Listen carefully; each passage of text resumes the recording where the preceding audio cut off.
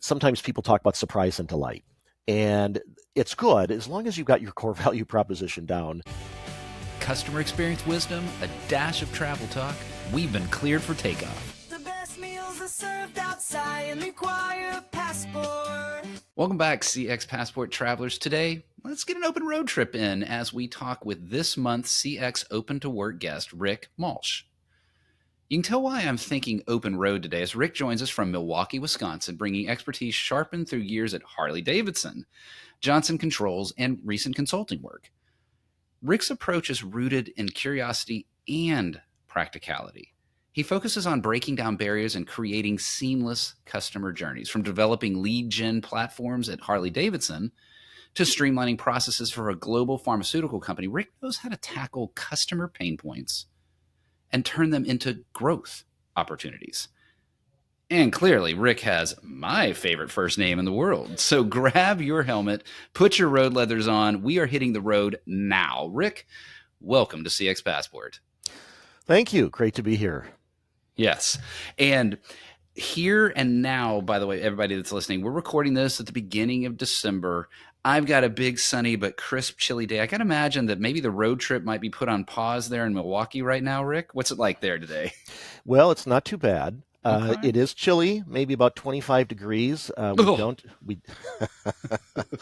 So for us, that's just a little chilly.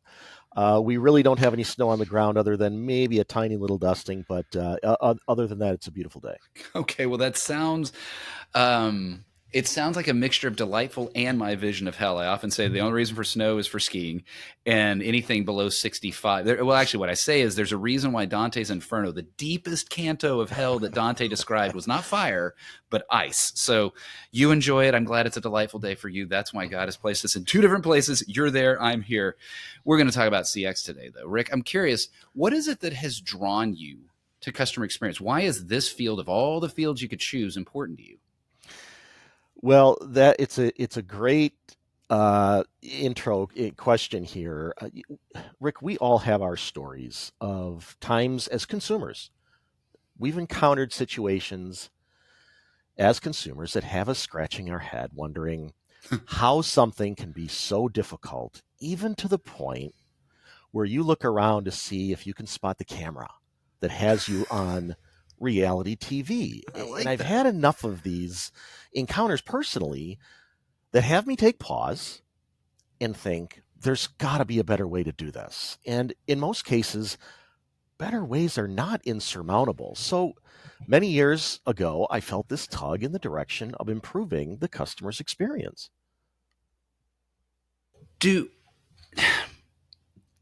That's a common sort of angst, right, that a lot of us have felt, that we're sitting there and you're thinking no human could have possibly designed this. And yet not everyone goes into customer experience. So taking that frustration that you're describing, that if you're a human, if you were a customer, you felt that frustration, you chose to do something about that. What is there something kind of in your personality that, from way back when you just couldn't leave a problem unsolved, or what is it that really took you forward into that world? Well, maybe, and that's it. I got my start in sort of a subset of the CX world. But I think that last line you said is these problems that are unsolved. Mm-hmm. And I continue to encounter these. Some of them are, they're actually relatively good. And other ones I think, how, I just maybe step aside. Let me come in and fix this for you. I like that. And I like the step aside aspect of it. There's many times, and I did mention in the introduction that you've been a consultant, and there's many times that we do have that temptation. Now, we can't always do that. So I'm curious, how have you created an experience your customers wanted in a past, either when you were working for those iconic brand names that I mentioned, or as an independent consultant as well? Well, it's been in a couple of areas, and this is going back to my Harley Davidson days. And I'm just going to kind of make a connection here that the line that's famously attributed to Henry Ford is, if I asked customers what they wanted, they would have said faster horses, right? Mm-hmm. But so what we did was build, and I was instrumental intimately in one of them, and very involved in another. But the two things were I would put in the bucket of customer engagement programs, a way for people to get closer to the brand, the product, the industry, what have you. And those two programs were the rentals program and the rider training program. Okay. And I was heavily involved. I was on the team to design, launch, and evolve that rentals program and tours. There was tours as well. But so think of a customer, a person having this aspiration of, I think this whole thing of motorcycling and Harley Davidson is cool and I want to be part of it. Mm-hmm. How do I get involved? Well, I don't know how to ride, right? So I'm going to go through the rider training program. I'm going to learn how to ride. And it wasn't just, the state programs are great. They fill a need for the communities that are out there. The riding program that Harley Davidson had, still has, and it's what we call the white glove approach, where it's additional training time, additional riding time on the range, and so on. So now you learn how to ride. Well, I can go and test ride a motorcycle. I can go to the dealership and salesperson maybe comes with me and I'm going to go on a 15, 20-minute ride. Yeah. That's not really going to fill that full gap of how do I know what I want? Mm-hmm. So we have the rentals program, and the dealer has a fleet of motorcycles, and now they have a variety of different options. I can go and test ride the different platforms, the different models, and now I can experience it for an entire day or a weekend. I'm intrigued by the training. I didn't know that, actually. I had no idea that this program existed. I didn't know about it. The thought that's coming to mind is, why don't other manufacturers do that? What is it that allowed Harley Davidson to do this, and Porsche doesn't have a program like that, or maybe they do and I don't know about it? But that idea of, we're going to teach you not only just the basics, but we're going to purposely bring you into our brand and just ensconce you in our brand so that you'll never want to leave. Well, I can't speak for the interests of other manufacturers not wanting to do it, but I know that what we did, when we take it beyond just the mechanics of the training and bring them, there's other additional activities that were included in the rider training program. Now, it met the curriculum of the Motorcycle Safety Foundation. Okay, right. But there were additional activities added. So, for example, if you were in a class and you're learning about helmets, and they might have a helmet on or two different styles on a table or up on a PowerPoint slide, what we did was add an activity to bring you into the store so you can try on different helmets. Yeah. You can try on any helmet that's sitting there in the showroom. Try on different kinds of gloves. Try on different kinds of footwear. And riding glasses. If, let's say, you have a half helmet, you might want to have a certain kind of eyewear for comfort and protection. So it was taking the core curriculum of block and tackle and learning the mechanics to a higher, more involved level. And the other part it did, and think of the reputation that the motorcycling community has, for right or wrong, has developed. Of some people think that it's a scary place. There's biker gangs. You have the movies and the TV series and so on. Right. And it was a way to get people in the door, to help break down barriers, to show this isn't a scary place, and we're not scary people. Hey there, CX Passport travelers. I want to let you know about CX Passport Live. CX Passport Live helps brands amplify their event's impact with the power of live, in-person podcasting. Brands partner with CX Passport Live at their on-site event to help excite attendees, reward high-value customers, and convert potential customers. Bring a new level of energy and excitement to your event and amplify your brand's impact with CX Passport Live. Learn more at cxpassportlive.com. Now, back to the show. I like that. Like, I almost would want to just end the episode on that, because I just love the way that quote sounds. But of course, I've got so much more that I want to ask you. I'm curious, and if you're not allowed to talk about this, we'll just cut this part out. Was this a program that was intended to be at least either cost neutral, the rental program, the education program, or was this a bit of a cost that Harley Davidson had to incur in order to build that brand loyalty, to build that experience, and build that engagement with the customer? Well, there's definitely a cost to the company for it because the dealer network is the one who actually fulfilled it. They had the program that they delivered to the customers in their markets. Mm-hmm. Now, so the company paid for a team internally to develop and keep the program going. The dealers did not pay back the company for the rights to do this.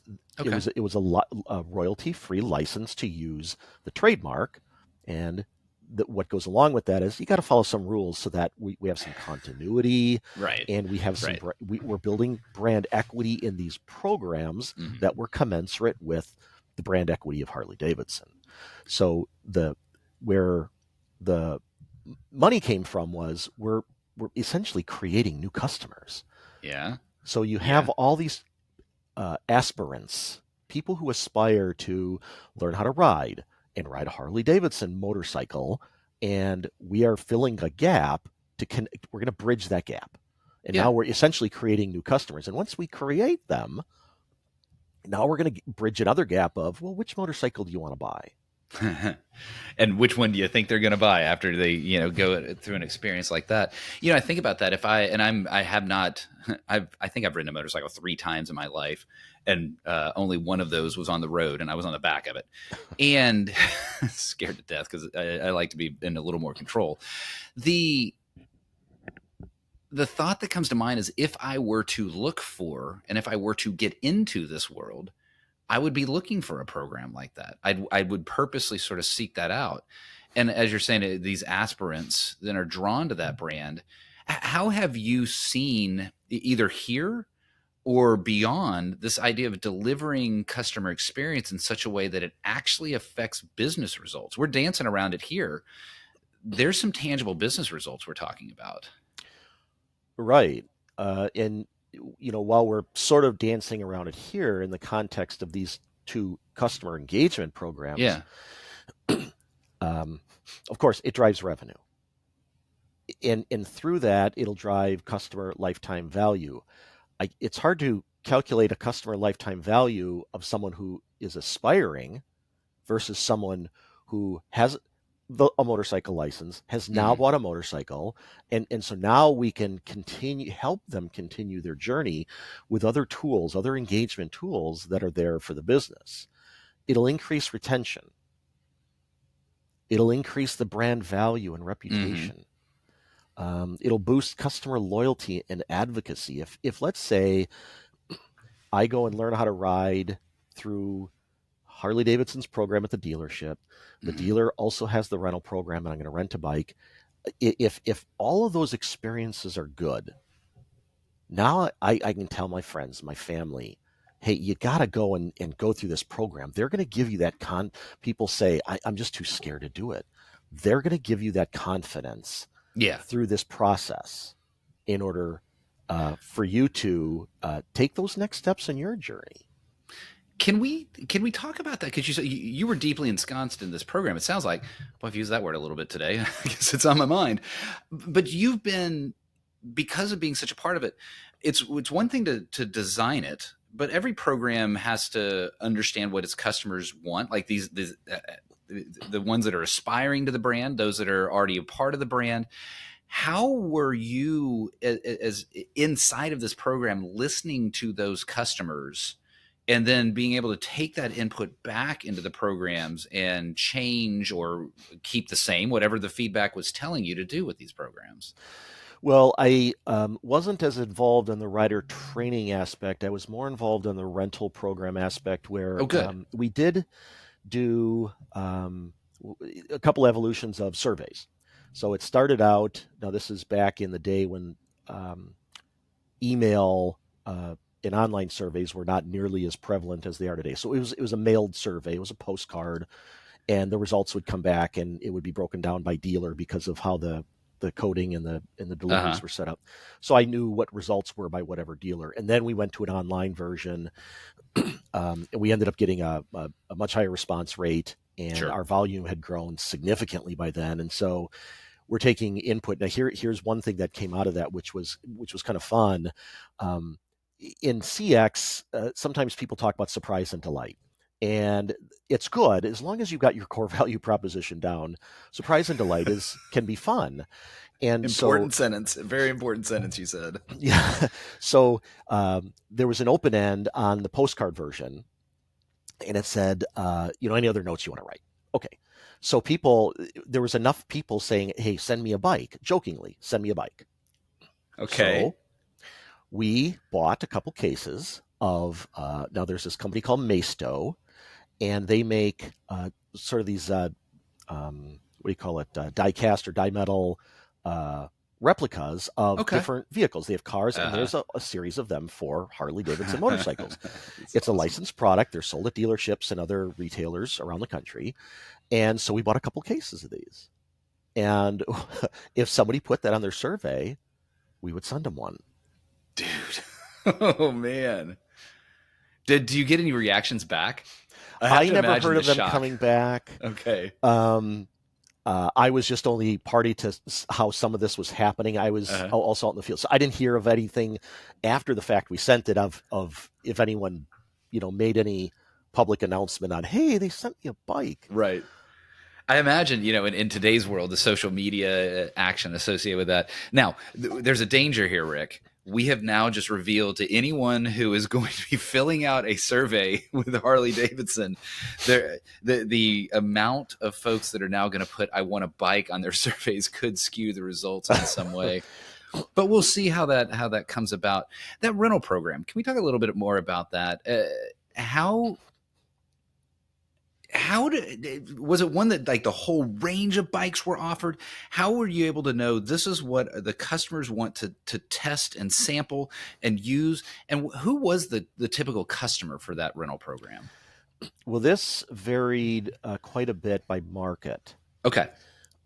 And so my role in all of this was developing the network and then working in the field, sort of like a district manager, working with the dealers in building their capabilities with this program. Now, for example, at various points throughout the years, I had Orlando, I had Las Vegas, I had San Diego, Los Angeles as my markets. Mm-hmm.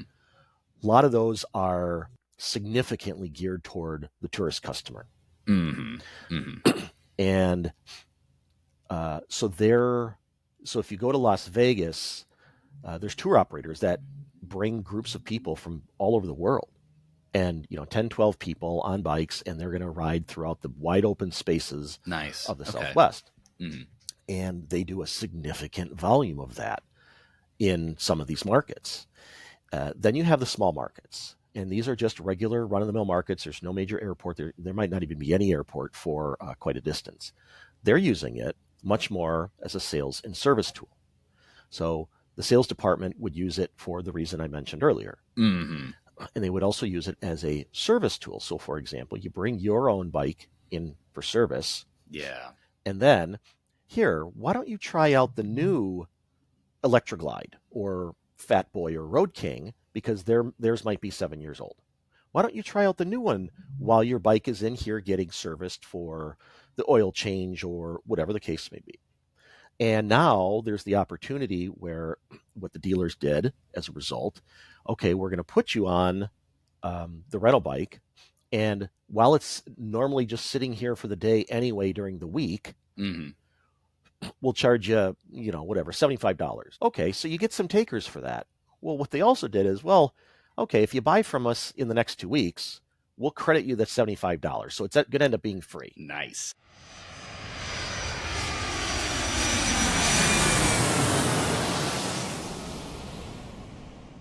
Rick, I hadn't even thought about the idea of there being a rental industry associated with the motorcycle. A rental car, you go to the airport, you got a rental car, but I hadn't thought about those that are traveling to those great destinations that you mentioned, wanting to have that same opportunity either to be a part of a tour or just, hey, I'm in Vegas and I want to be able to have access to a bike like that. There's some distance in what you were describing your territory as being, and I imagine there were some times that you really wanted or perhaps got the opportunity to be a part of the First Class Lounge. So today I'm going to give you that opportunity. I want you to join me here in the First Class Lounge. We'll move quickly and have a little bit of fun here. What is a dream travel location from your past? I have two.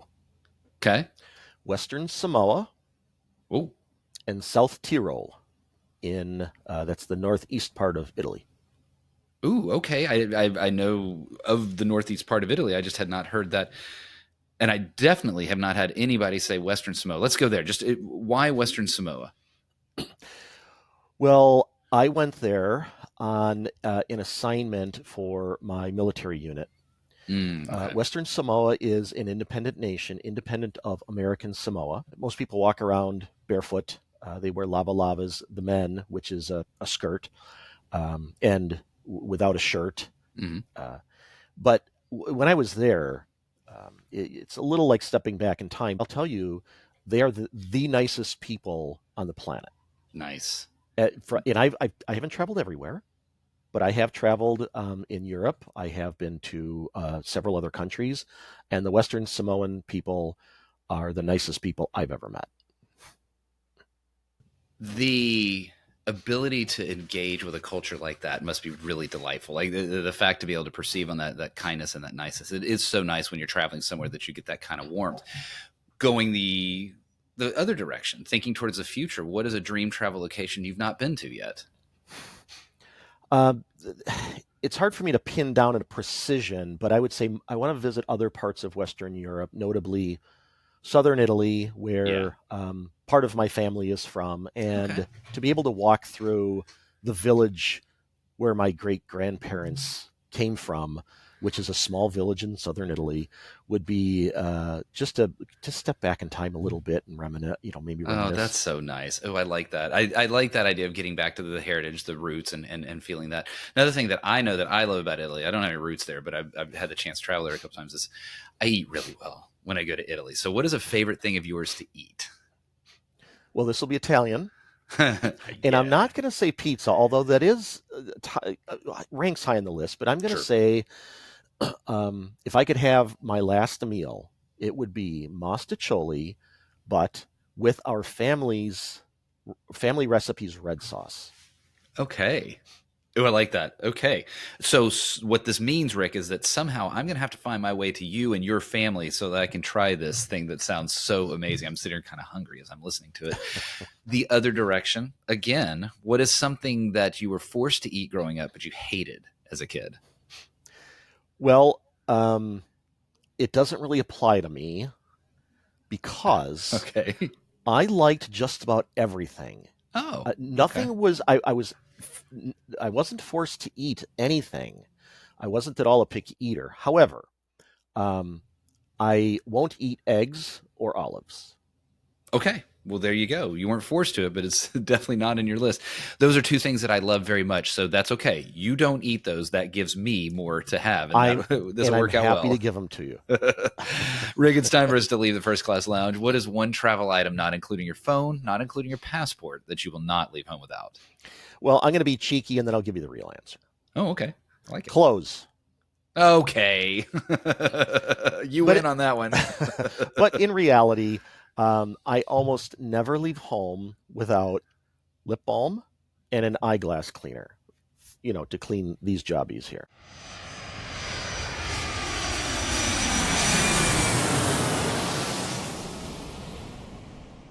Boy, Rick, lip balm, absolutely. Now, it probably doesn't fit my one item, but I've got a specific zipper pouch in my backpack that I travel with every trip, whether it's work, local, whatever. It's always there. And yes, man, those planes can dry you out. Or when you're just somewhere living life. And yeah, that lip balm is nice to have. Let's go back to talking about customer experience. What are companies and teams and businesses missing in customer experience today, and how should they improve on that? Well, I have four of them Okay. where a lot of companies are just kind of missing the mark on this. And it Mm, first starts with a holistic perspective of the AKA silos, but okay. the perspective of how various systems, processes, people all need to come together to deliver experiences for customers. If you think of the service profit chain, there's a buyer or a user. They're going to have an experience, whether you like it or not. They're going to experience something. So let's say you're a manufacturing company. You ask the company, Mm-hmm. do you leave your manufacturing processes to chance? Probably not. Do you leave your Definitely not. accounting or No. finance function to Right. chance? No. Well, then why do you leave your customer's experience to chance? Well, okay. Can I actually? I know you said you had 4. I'm curious. Why? Why would a company do that? Well, and I've said this to a lot of people. It's not that people or companies are nefarious or anyone is stupid or it's people are fixated on their swim lane within the Yeah. organization. Yeah. And they tend to not look at the things that they're impacting beyond just that first level of connection. Mm-hmm. And well, that's where people like you and I come into the mix of we have the perspective of the holistic and looking at it from which is number 2, the outside in and long-term thinking. So the thing of that's missing is the outside in point of view. It's just that tends to be missing in the business processes is that outside in perspective, Yeah. playing the long game. And I'm sitting here, I'm trying to swivel and do my weatherman pointing at the green screen. It's not a green screen, but it's my office pointing backwards. I've got Outside In up there, right? I love that book. Yeah. And that decades old now at this point, but it is so true, that outside in view and choosing to have that because it's not natural. You think of your own internal world, you think of your own internal processes. And so that external view, that outside in view is something you have to choose to do. And I can see why that's number 2 on your 4 list. Then the third one on the list, and this is something that I talk about a lot, and there's a couple of expressions you can use. One is they're not eating their own dog food, or maybe call it drinking your own Drinking champagne. their champagne, yes. So when you're going to market and you're building the people, processes, and systems to do that, go through the process yourself or use a mystery shopping service and see if it's an experience that's acceptable to you. Start there. Use it as your first pass. At the very least, get the mystery shopping, or no, sorry, at the very least, just do it. Like if you are an executive of an airline, or forget executive, you're just an employee of an airline, don't go sit up in first. Go sit in that middle section, right in front of the lab. Go live it. Sorry. Okay, I'm going to tone it down. You're going to get me riled up here. Yes. Well, yeah. I think the airline industry gets us all riled up because, Sure. There's a couple of industries that just the general populace has joked about for decades. That's the airline industry, and the cable industry. I could sit here and steep in the thoughts of cable, communications, and airlines, but there's a fourth one that you wanted. You mentioned 4. I've heard 3. What's that fourth one that is missing today? The platinum rule. Talk to me more. Treating people how they want to be treated. And I want to, in the companies are, that's one thing that's missing. Going back to your question, if we take that a step further, is not asking the question, are we doing something to our customer or are we doing something for our customer? So essentially, are we adding value or are we merely extracting value? I like it. I like those 4 there. So Rick, we know that you're part of our Open to Work episode here. How can you help companies overcome those 4?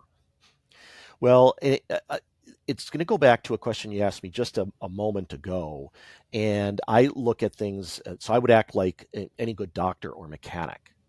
I listen, I evaluate what's going on, and then I dig in to find the root cause of an issue. While treating symptoms will temporarily address a customer issue, prevention really should be the goal. An ounce of prevention saves a pound of cure. For example, if you were to tell your doctor that your knee hurts, your doctor is unlikely to tell you to go get a root canal. One would hope. So and then that's where I would look at it. And additionally, once we have some of these, the low hanging fruit of where this unnecessary pain and friction are, we resolve some of these things. Is digging a little deeper on that and finding opportunities within the customer's journey and the business processes to evaluate those moments and increase customer engagement and brand value. But you've got to make sure that your basic value proposition is delivered consistently first before you really start tacking on surprise and delight in any scalable form. Boy, that is such a key point, right? There's so much energy because surprise and delight is exciting. It's the fun. It's the thing that'll end up on some sort of either a viral post or on some sort of a news program or something like that. Whereas really what most of us as customers, I think I can speak for a lot of customers, I don't ever need to be surprised or delighted if you just deliver your brand promise consistently good. Right. I don't need great, just give me good at this point, and I'll be happy. Rick, what's next for you with customer experience? Where are you targeting to apply customer experience next? That's in helping. Generally, my target focus is a consumer-focused company in the SMB mid-market space, identifying facets of the business that make it hard for the customers to do business with them. Okay. It's those unnecessary pain and friction, and then finding the opportunities in the journey and the business processes to elevate moments, increase customer engagement, brand advocacy, going back to those bikes at Harley Davidson from the surveys. So we can do that. But let's make sure we're delivering at each location, we're delivering a good, solid delivery and return experience and all of that. So we can have both aspects of that ecosystem working in concert with each other. Yeah. And that's where I come in, is helping that mid-market space find those opportunities to make it easy to do business with. And then, yeah. And that, Rick, is something that longtime listeners and viewers will know that you and I are very aligned there. That while we did talk about the outside in, and it is so important, getting the inside out correct to support that outside in view is really a statement about those processes and the execution that you're describing, getting that right, understanding what makes it difficult to do business with a business, and then helping to improve that, thus creating that wonderful, forget wonderful, that good experience for the company. If folks wanted to get to know a little bit more about you, your approach to customer experience, just get to know you, what's the best way for them to get in touch? Well, find me on my LinkedIn profile, Rick Malsch, LinkedIn, just Rick Malsch. You can type in, and there's a couple of us out there. But really? Okay. There are. There's a couple in Pennsylvania. I'm the only one here in Wisconsin. Well, I will be certain to get that in the URL in the show notes below, so you can just click it and you won't get confused with any other Rick Malsch. Rick, thank you for coming on today, sharing your stories, kind of your insights and approach. And certainly those experiences, as we focused on Harley Davidson, you've had other companies as well. Those are things that I didn't know, and I had a chance to really learn about that. I love that training program. I love that rentals program as a way to really build that brand loyalty and thus create great business results. Rick, I've learned a lot today. Thank you for being on CX Passport. And thank you for having me. It's been great to be here.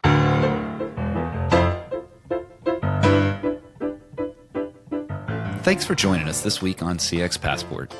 If you like today's episode, I have 3 quick next steps for you. Click subscribe on the CX Passport YouTube channel or your favorite podcast app. Next, leave a comment below the video or a review in your favorite podcast app so others can find and enjoy CX Passport too.